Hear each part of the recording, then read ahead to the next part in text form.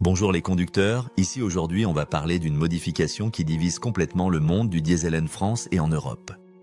Imaginez une simple intervention qui pourrait vous faire économiser des milliers d'euros en réparation, augmenter la puissance de votre moteur et éliminer l'un des systèmes les plus problématiques sur les diesels modernes. Mais attention, cette modification est strictement interdite sur les routes européennes et peut vous coûter très cher en amende. Je vous parle bien sûr de la suppression du filtre à particules qu'on appelle aussi FAP Delete. Restez jusqu'à la fin car je vais vous expliquer pourquoi cette pratique fait tant débat et surtout quels sont les vrais risques en France. D'abord, laissez-moi vous expliquer simplement ce qu'est ce fameux filtre à particules. Le FAP, c'est ce boîtier métallique installé sur l'échappement de votre diesel qui capture toutes les particules de suie produites par votre moteur. Son rôle principal, c'est d'empêcher ces particules nocives de sortir dans l'atmosphère. Concrètement, imaginez-le comme un aspirateur ultra sophistiqué qui retient toute la saleté produite par la combustion. Au fil des kilomètres, ce filtre se remplit progressivement de suie et doit être nettoyé automatiquement par un processus qu'on appelle la régénération. Cette régénération, c'est quand votre voiture brûle à très haute température toute cette suie accumulée pour nettoyer le filtre. Maintenant, parlons de cette fameuse suppression du FAP. De mon expérience, je pense que beaucoup de propriétaires de diesel y pensent au moins une fois quand ils ont des problèmes. Cette modification consiste tout simplement à éliminer le filtre de particules de votre système d'échappement. En pratique, il y a deux façons principales de procéder. La première méthode, c'est de retirer complètement le boîtier du filtre et de le remplacer par un tube droit qui laisse passer les gaz librement. La seconde technique, plus discrète, consiste à vider l'intérieur du filtre tout en gardant le boîtier externe en place. Dans les deux cas, le résultat est identique. Les particules de suie ne sont plus filtrées du tout. Je vous explique ça simplement, cette modification a des avantages indéniables qui attirent de nombreux conducteurs. Le premier avantage majeur, c'est le gain de puissance notable que vous ressentirez immédiatement. Sans ce filtre restrictif, votre moteur respire beaucoup mieux et peut développer toute sa puissance naturelle. Imaginez courir avec un masque sur le visage puis l'enlever d'un coup, votre moteur ressent exactement la même chose. En général, on observe des gains de puissance de 10 à 20 chevaux sur la plupart des véhicules. Bien sûr, pour obtenir ces gains optimaux, il faut obligatoirement reprogrammer le calculateur moteur, sinon ça ne fonctionne pas correctement. Le deuxième avantage, c'est l'amélioration de la consommation de carburant. Sans la contre-pression créée par le filtre, votre moteur travaille plus facilement et consomme moins. De mon expérience, je pense que vous pouvez espérer une économie de 5 à 10% sur votre consommation moyenne. Sur une année, ça représente facilement plusieurs centaines d'euros d'économie selon votre kilométrage. Troisièmement, vous éliminez définitivement tous les problèmes liés au colmatage du filtre. Plus jamais de voyants orange qui s'allument, plus jamais de mode dégradé qui limite votre puissance. Ces pannes de FAP coûtent souvent entre 1 500 et 3 000 euros à réparer chez votre concessionnaire. En supprimant le système, vous éliminez complètement ce risque financier. Conducteur, cette erreur de négliger l'entretien du FAP, tout le monde l'a fait au moins une fois. Beaucoup pensent qu'ils peuvent continuer à rouler normalement avec un filtre encrassé. Mais c'est exactement là que les gros problèmes commencent. Le quatrième avantage, c'est la fiabilité générale améliorée de votre véhicule. Comme le dit si bien le proverbe, ce qui n'existe pas ne peut pas tomber en panne. Sans FAP, votre diesel retrouve une simplicité mécanique et une robustesse qu'il avait perdue avec tous ses systèmes anti-pollution. Fini les régénérations forcées, fini les capteurs défaillants, fini les systèmes complexes qui peuvent lâcher. Mais attention, maintenant je dois vous parler des inconvénients majeurs de cette modification. Le premier problème, et non des moindres, c'est la question légale en France et en Europe.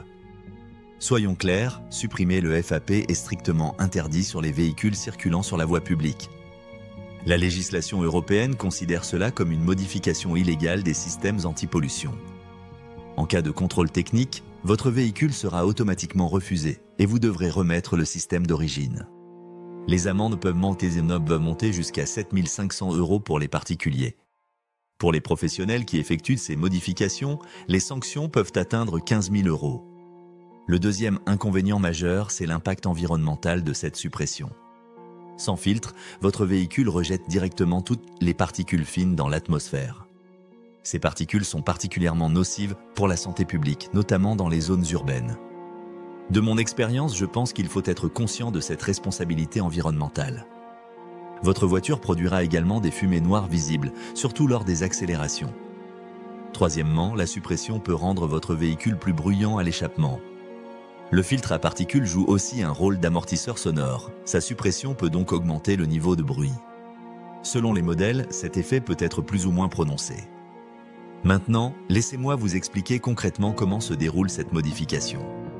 La première étape consiste à démonter physiquement le filtre sous le véhicule. Cette opération nécessite de lever la voiture et de dévisser les colliers de fixation.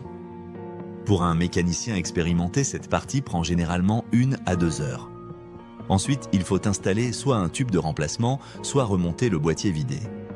L'étape cruciale, c'est la reprogrammation du calculateur moteur. Je vous explique ça simplement. Votre voiture doit oublier complètement l'existence du filtre. Sans cette reprogrammation, vous aurez des voyants d'erreur permanents et des problèmes de fonctionnement. Cette programmation ne s'improvise pas, elle nécessite des logiciels spécialisés et une expertise technique. Un mauvais réglage peut endommager définitivement votre moteur. Côté budget, la suppression physique coûte entre 300 et 800 € selon la complexité. La reprogrammation, elle, varie entre 500 et 2000 € selon votre véhicule. Au total, comptez entre 800 et 3000 € pour une suppression complète et professionnelle.